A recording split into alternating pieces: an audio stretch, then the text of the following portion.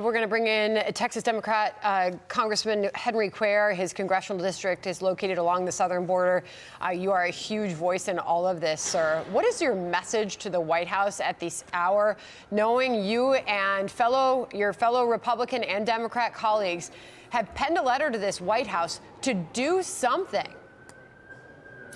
You know, you got to listen to what's happening to the communities at the border. The border communities are asking for help. The men and women in green and in blue are asking for help. So we have to change something.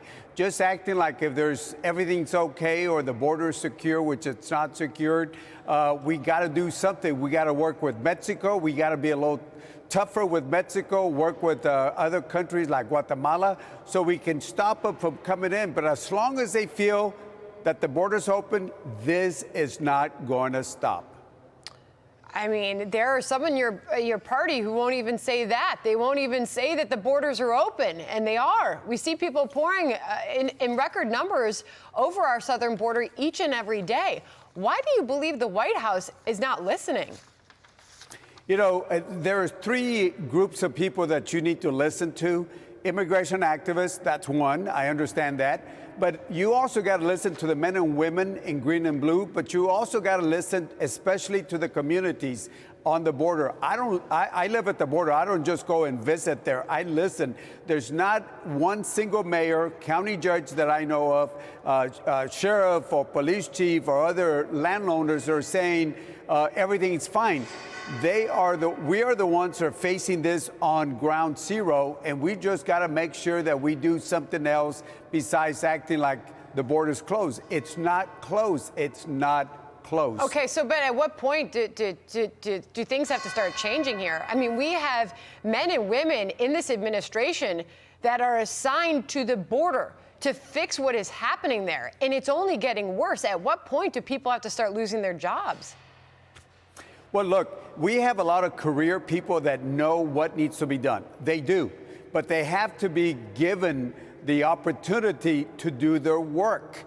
This is not a political decision. This is something that has to be decided on the facts. And the facts are there's a lot of people coming in. There's a lot of people waiting on the other side of the Rio Grande that are waiting for Title 42 to go away. And you are going to see not thousands, you know, a small amount of thousands, but you're going to see thousands and thousands of people that will be coming over because they're waiting. The criminal organizations are promoting this because the more people that come get across, the more money they make. So they make money off drugs and they make money on smuggling and trafficking people into the United States. And think about what's happening. A migrant, all they have to do is just get to the Texas or the U.S. border. Then after that, taxpayers' dollars are used to get them to their point of, where they want to end up. So it's a great deal. All they have to do is just pay for half of the trip, and the other half of the trip will be paid by American taxpayers. So, Congressman, you've penned this letter.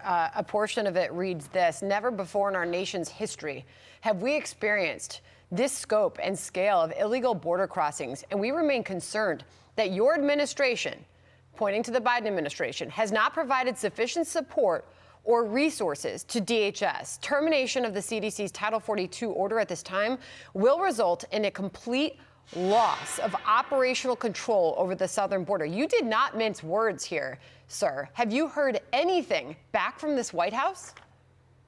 I haven't. I don't think Senator Joe Manchin has. I don't think Senator Cornyn. I don't think my good friend Tony Gonzalez has. We haven't heard from them.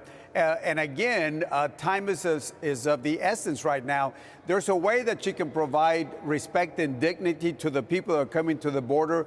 But at one time or another, you just got to enforce the law.